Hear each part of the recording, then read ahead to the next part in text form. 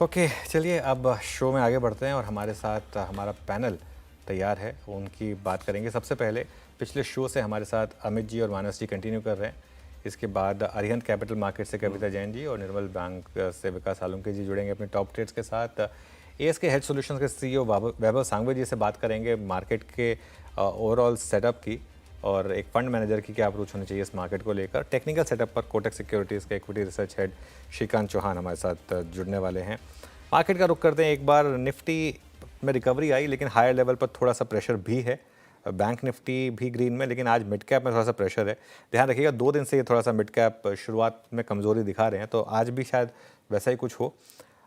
थोड़ा सा IT stocks में प्रेशर है आज। टेक महिंद्रा, इन्फोसिस, ये दोनों स्टॉक्स नीचे हैं। सिर्फ एक विप्रो है जो थोड़ा सा बचा हुआ है, अदरवाइज लार्ज कैप आईटी में आज थोड़ी सी प्रॉफिट बुकिंग है, खासतौर से इन्फोसिस और टेक महिंद्रा में। विप्रो अभी भी ग्रीन में है। इसके अलावा एसबीआई और इंडसइंड बैंक हल्का सा नीचे हैं। चल क्या रहा है, थोड़े से कंज्यूमर स्टॉक्स, टाटा कंज्यूमर और टाइटन दोनों डिहाई पर आए। टाइटन हमारा कल का बिग स्टॉक था, आज भी इसके जलवे हैं, शानदार तेज़ी। उसके अलावा हीरो, महिंद्रा, यहाँ पर थोड़ी सी बाइंग है। एफएनओ के स्टॉक्स की अगर आप बात करें तो यहाँ पर डिफेंस स्टॉक्स में अच्छी मजबूती है, खासतौर से भारत डायनेमिक और मजगांव डॉक। उसके अलावा Jubilant Foodwork, CG Power, AU Bank, ये कुछ और स्टॉक्स हैं जहाँ तेज़ी है। साइंट में गिरावट है, आज करीब करीब 4.5% नीचे ये स्टॉक ट्रेड करता हुआ दिखाई देगा। वेदांता में अच्छी खासी प्रॉफिट बुकिंग आज। केपीआईटी, टेक, एम्फेसिस, तो बेसिकली मिड कैप आईटी में आज थोड़ी सी वीरू प्रॉफिट बुकिंग आपको नजर आ रही है। जी हाँ, मिड कैप आईटी आज थोड़ा सा प्रॉफिट बुकिंग का शिकार होता हुआ। चलिए ट्रेड्स पिक करना शुरू करते हैं। विकास जी और कविता जी फ्रेश पर्सपेक्टिव लेके, ताज़ा तरीन नज़रिया लेके जुड़े हैं। मानस और अमित सेठ जी पिछले कार्यक्रम से इस कार्यक्रम में भी। कविता जी गुड मॉर्निंग, क्या पिक कर रही मैम इस वक्त के 2 ट्रेड्स आप? Very good morning Viren ji, good morning everyone. Well, market में देखें तो वॉलेटिलिटी है। वहीं बैंकिंग को देखें तो प्राइवेट में कुछ बैंक्स परफॉर्म कर रही है, बट पीएसयू में प्रेशर दिख रहा है। तो डिफेंस और पीएसयू बैंक से दो ट्रेड होंगे। फ्रॉम डिफेंस, बीडीएल में अच्छा ब्रेकआउट आया है अभी अभी। सो करंट लेवल पर आप 1949 या decline up to 1938 in cash आप इसे ले सकते हैं for the price target of 1975 1985 के प्राइस टारगेट के लिए। स्टॉप लॉस मेंटेन करना चाहिए 1920 का। एक अच्छा रेक्टेंगल फॉर्मेशन का ब्रेकआउट है, you may see double bottom continuation too. Whereas another मुझे लग रहा है पीएसयू बैंक्स में थोड़ा प्रेशर है, जहां बैंक ऑफ बड़ौदा पर आप एक शॉर्ट ट्रेड ले सकते हैं। स्टॉप लॉस मेंटेन करना चाहिए 236 का for the price target of 229 226। Okay, तो कविता जी के 2 ट्रेड्स हो गए, कुछ शॉर्ट कॉल्स में शुमार हैं इसमें। विकास जी गुड मॉर्निंग, आपके 2 ट्रेड्स इस वक्त के? Good morning Virendra ji. देखो, ओवरऑल मार्केट थोड़ा सा वॉलेटिलिटी देखने मिल रहा है, बट अभी तक 24/740 इंपॉर्टेंट सपोर्ट जो इंट्राडे में देखने मिल रहा है, वो सस्टेन करते हुए देखने मिल रहा है। मेरा भी एक बैंकिंग में पहला बाय कॉल रहेगा, जिसमें प्राइवेट बैंक है, एचडीएफसी बैंक मुझे स्ट्रांग लग रहा है। 1940 के ऊपर ये फिलहाल तो ट्रेड करते हुए देखने मिल रहा है। मुझे लगता है कि वापस ऊपर में 1990 के टारगेट के लिए इसको बाय किया जा सकता है।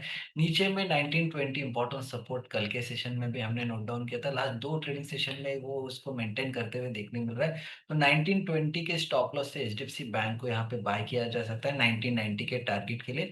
और दूसरा भी मेरा बाय कॉल रहेगा बीएमएल। बीएमएल में मुझे लगता है कि जिस हिसाब से लास्ट 3-4 दिन में हमने देखा है कि एक अप ट्रेंड देखने मिल रहा है, बट स्लाइडली अपर साइड ये एक ब्रेकआउट का वेट कर रहा था, जो कल के सेशन में जाते-जाते देखने मिला था।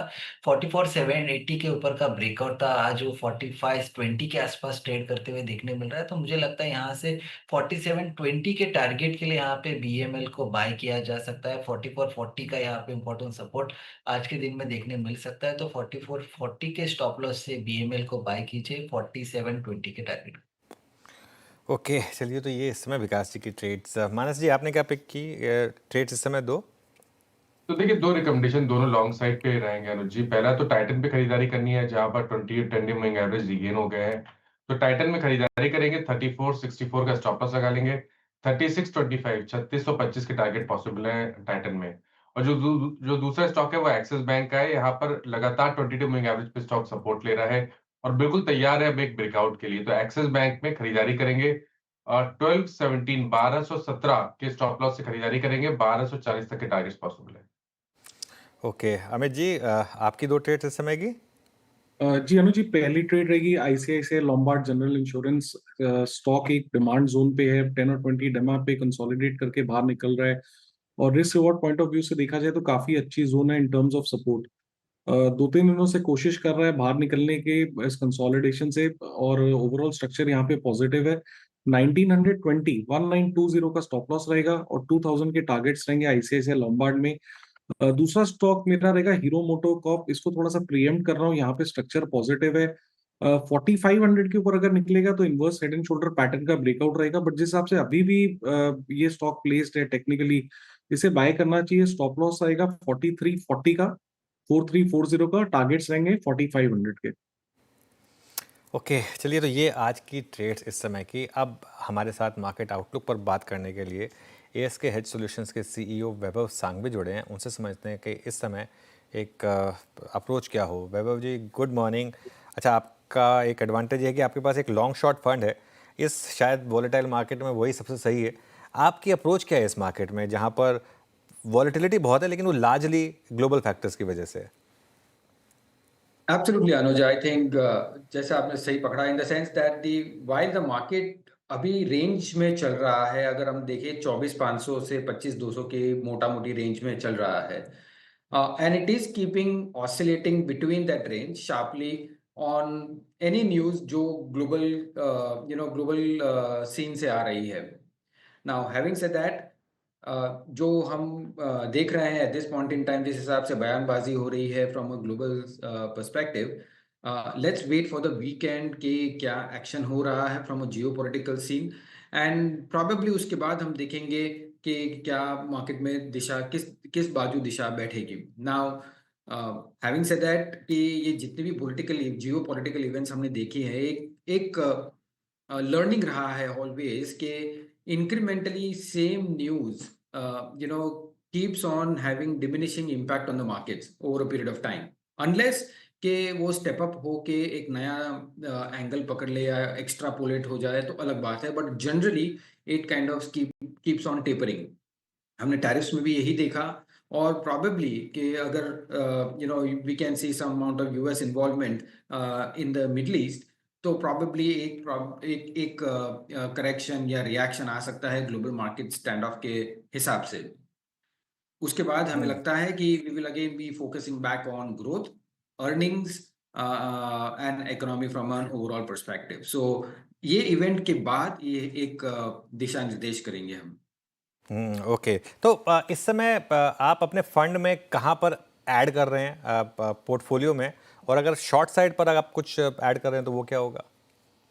सी आई थिंक ओवरऑल मार्केट का अगर फंडामेंटल्स के हिसाब से हम देखते हैं, इग्नोरिंग द जियोपॉलिटिकल स्टफ, तो जिस हिसाब से गवर्नमेंट का फोकस रहा है या सेंट्रल बैंक का फोकस रहा है in terms of boosting domestic growth, हमें लगता है कि domestic oriented companies including your consumers, health care, probably to some extent financial services as well, ये सब सेक्टर्स प्रॉबेबली ठीक लग रहे हैं। Having said that, rate cut के कारण एक एडवर्स इम्पैक्ट भी आ सकता है फ्रॉम अ बैंकिंग परस्पेक्टिव, जहां उनके नेट इंटरेस्ट मार्जिन्स भी थोड़े कॉन्ट्रैक्ट हो सकते हैं। सो ओवरऑल हम बैंक्स में न्यूट्रलिश है, जो हम पहले पॉजिटिव थे वो हम न्यूट्रल के दौर पर चल रहे हैं, बट अदरवाइज कंजम्पशन एक बड़ी थीम उभर के आ रही है। ये quarters on a shorter term basis मैं नहीं देखूंगा उनके नतीजे, बट आई थिंक कि नेक्स्ट 12 to 24 मंथ्स के हिसाब से अगर हम देखते हैं तो एक बड़ी सी थीम उभर के आ सकती है to make money. Vaibhav ji, good morning. Virendra बोल रहा हूँ। आप बैंक्स पे न्यूट्रल हैं और ठीक है, आपने तर्क भी रखा अपना, बट नॉन लेंडिंग स्पेस में अगर मैं जाऊँ जहाँ पे थोड़ा सा पूरी की पूरी कैपिटल मार्केट थीम है, इंश्योरेंस स्पेस भी है वहाँ पे आपका व्यू क्या है? उसमें ऑप्टिमिस्टिक है आप थोड़ा सा? Absolutely, because I think more so from an asset management companies, insurance companies में we are just waiting for few regulatory developments purely because हम काफी noise सुन रहे हैं from insurance miss selling perspective, तो हम थोड़े मेजर्स एक्सपेक्ट कर सकते हैं वो सेक्टर में। बट पोस्ट दैट हमें लगता है कि एक बहुत ही बेहतरीन अपॉर्चुनिटी मिलेगी from an insurance space from a longer term perspective. So overall financial services from a even further inclusion of of larger population into this, हमें लगता है कि स्टिल रूम है ग्रोथ की काफी अच्छी।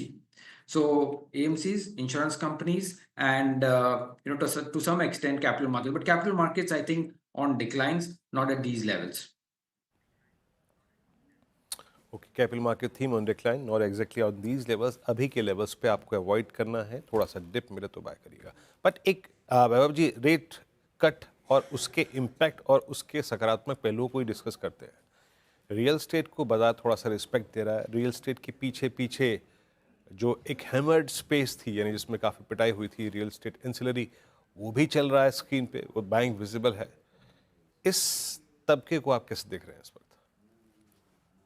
Of course, I think जब rate cut होते हैं तो sentimental impact on the real estate surely होते हैं। बट अगर हम उसको बारीकी से देखें तो जो भी मेजर्स हुए हैं from a rate cut perspective, liquidity infusion के पर्सपेक्टिव से, और रिस्क वेट्स को भी डिक्रीज करते हुए in terms of the unsecured loans and lending, हमें लगता है कि आई थिंक यहाँ क्लियर फोकस है कंजम्पशन बूस्ट के लिए।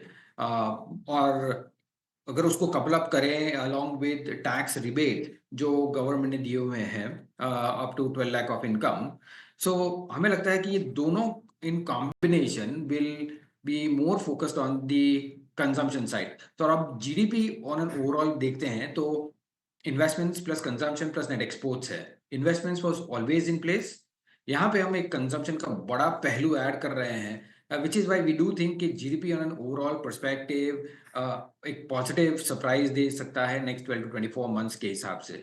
सो yes, real estate on a sentimental basis can be positive, but largely my sense is basically उसका maximum benefit from a consumption angle हो सकता है in the next 12 to 24 months। Okay, तो ये समय चलिए कुछ सेक्टर स्पेसिफिक बात हो गई। अच्छा, ये जो यूएस फेड ने कल कहा, उसके बाद अब आईटी पर क्या व्यू रखें आप, और खासतौर जो यूएस में समीकरण बैठ रहे हैं डॉलर रुपी के, उसके बाद आपका आईटी पर क्या व्यू होगा?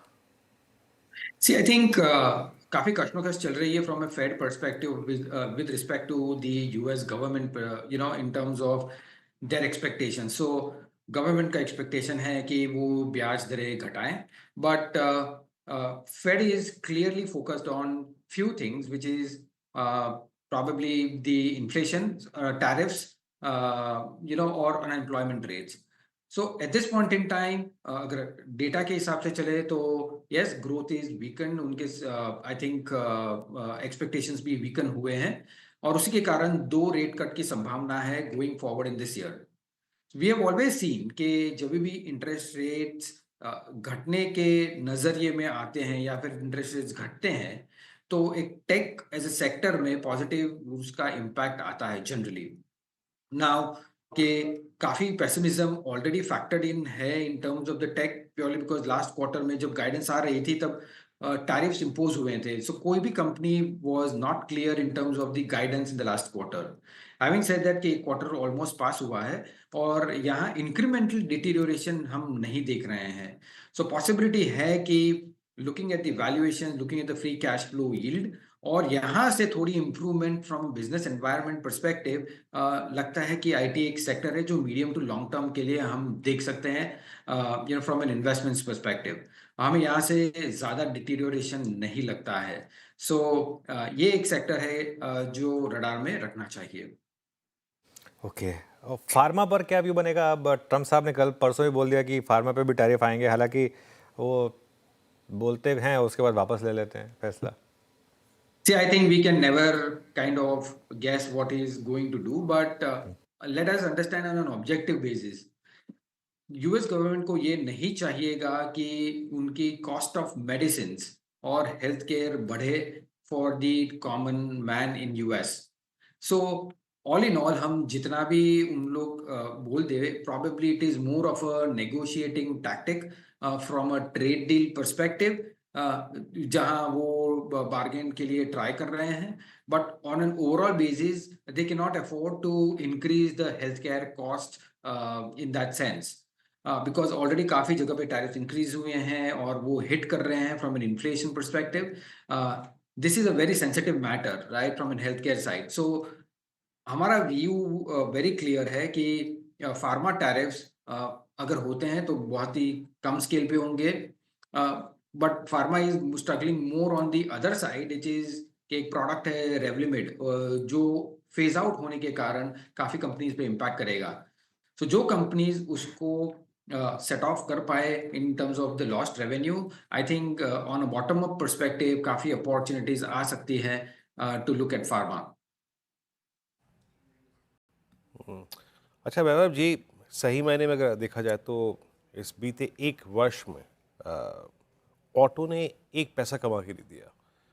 मतलब पहले डिप आया, डिप के बाद थोड़ा सा न्यूट्रल हो गए हम, लेकिन नए हाइज नहीं लगे. कोई एक ऐसा मात्र लीडर भी नहीं आया जिसने अच्छा पैसा बना के दिया हो.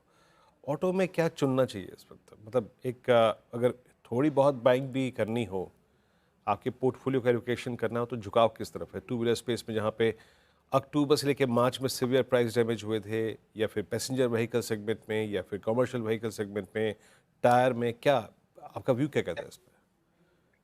जी, अगर हम auto from a consumer discretionary mindset अगर देखते हैं तो क्लियरली जो लो टिकट आइटम्स हैं लाइक टू व्हीलर्स और प्रोबेबली लोअर डिनोमिनेशन पीवीज, हमें लगता है कि because of those kind of tax rebates, interest rates decrease, ये सेगमेंट में थोड़ा मोमेंटम आ सकता है गोइंग फॉरवर्ड.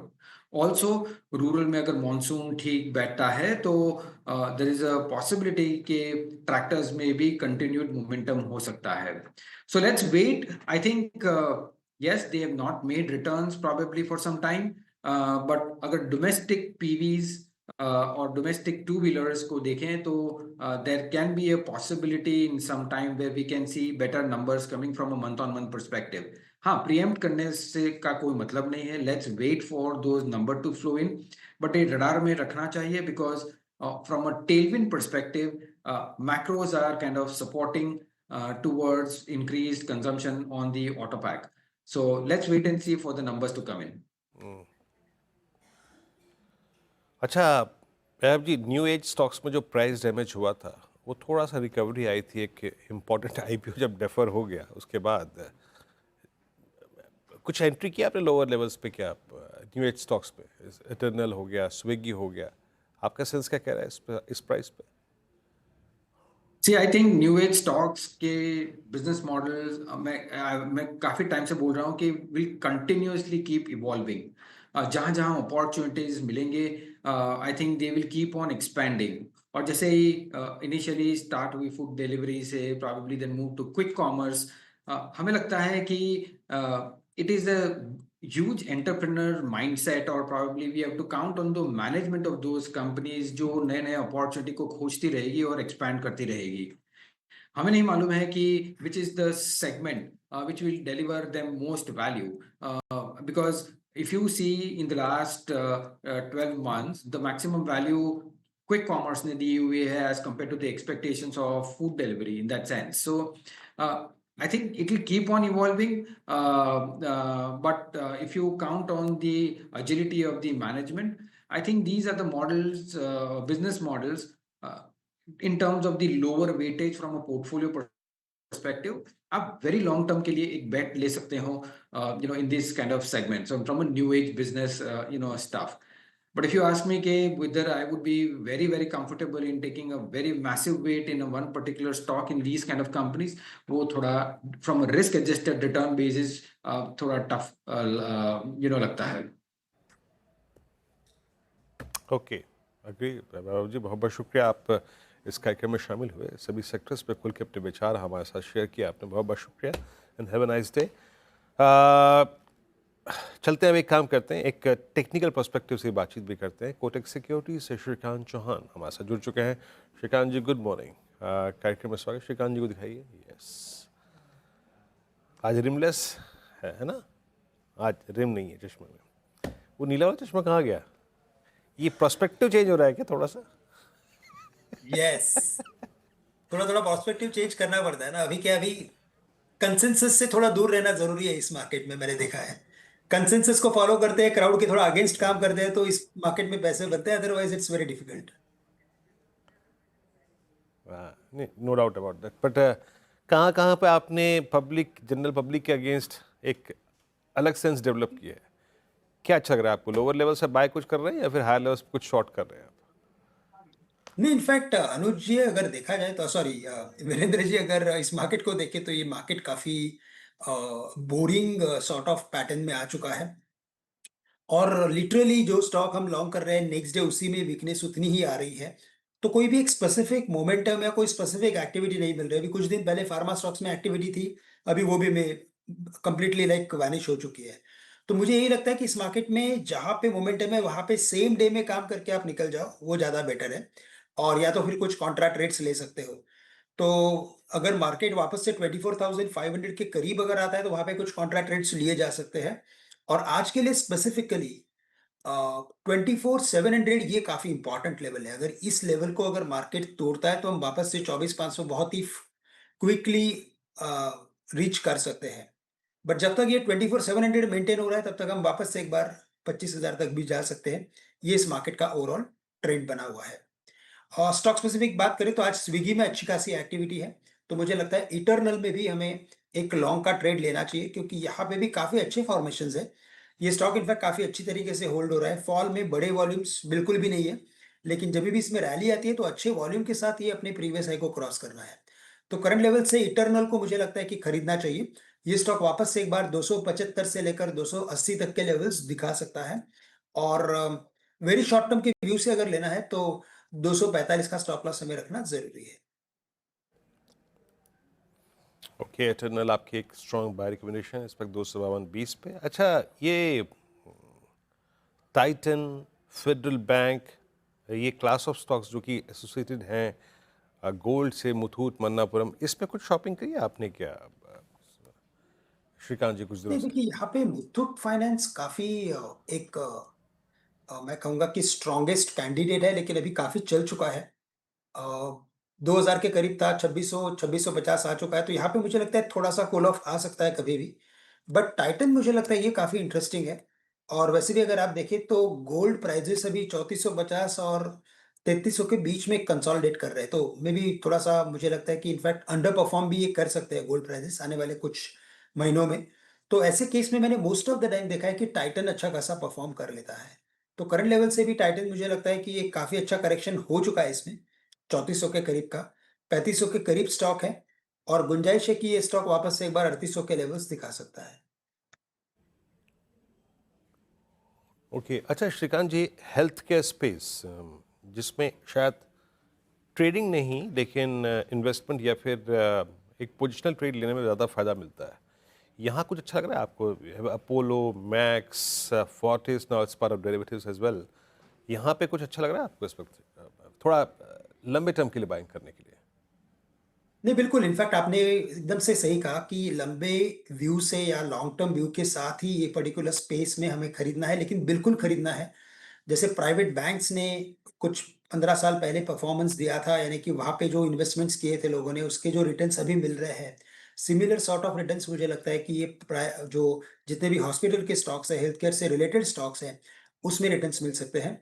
यहाँ पे जो हमारी प्रिफर्ड पिक्स है उसमें अपोलो हॉस्पिटल्स तो बिल्कुल है, लेकिन ये काफी वॉलेटाइल है तो ट्रेडिंग करना मुश्किल हो रहा है इसमें। लेकिन ये स्टॉक हमें लगता है कि 7,500 से लेकर कम से कम 8,300 तक के लेवल्स दिखा सकता है। साथ ही साथ हमें लगता है कि रेनबो, यहाँ पे भी हमें लगता है कि रेनबो फाउंडेशन, ये भी एक स्टॉक है कि जो एक अपने टेक्निकल ब्रेकआउट के काफी नजदीक है। और यहाँ पे भी अगर तेजी बनती है तो ये भी स्टॉक एक बार 1,700 रुपए तक जा सकता है। लेकिन ये पर्टिकुलर स्पेस का जो लीडर है वो है एनएच, नारायण हृदयाला, जो अभी चल रहा है 1900। और ये भी टेक्निकल फॉर्मेशन इंडिकेट करता है कि स्टॉक कम से कम 2200, 2250 तक के लेवल्स दिखा सकता है।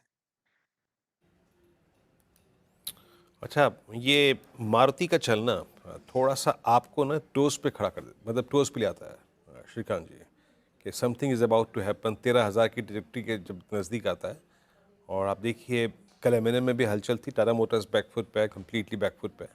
कोई ऑटो स्क्रिप्ट जो आपको इस वक्त अच्छी लग रही हो दाव खेलने के लिए? नहीं, इनफैक्ट पिछले अगर आप एक हफ्ते से देखेंगे तो थोड़ा सा एक बाइंग इंटरेस्ट कंज्यूमर डिस्क्रिशनरीज में आया है, थोड़ा उन स्टॉक्स में है कि जहाँ पे कंजम्पशन रिलेटेड कुछ मोमेंटम बनता है। तो मारुति, आइशर, हीरो मोटर्स सभी में हमने थोड़ी थोड़ी एक्टिविटी देखी है, लेकिन मारुति स्पेसिफिकली मैंने देखा है कई बार कि 13,000 के आसपास आता है, वैसे उसमें एक बुकिंग आ जाती है, वापस से स्टॉक 12,000 के करीब आता है। तो ये पैनिक में लेना चाहिए, करंट लेवल से लेना मुझे लगता है कि थोड़ा रिस्की हो सकता है। लेकिन करंट लेवल से महिंद्रा एंड महिंद्रा हमें लगता है कि ये एक स्ट्रॉन्ग कैंडिडेट है, जिसमें 3500 तक के लेवल्स एक्सपेक्टेड है और करंट लेवल्स जो है वो तकरीबन 3060 3050 के हैं। तो रिस्क रिवॉर्ड रेशियो काफी फेवरेबल है for buying Mahindra and Mahindra. Again markets volatile है, तो यहाँ पे भी पोजिशनल ट्रेड बनाना पड़ेगा instead of taking very short term view.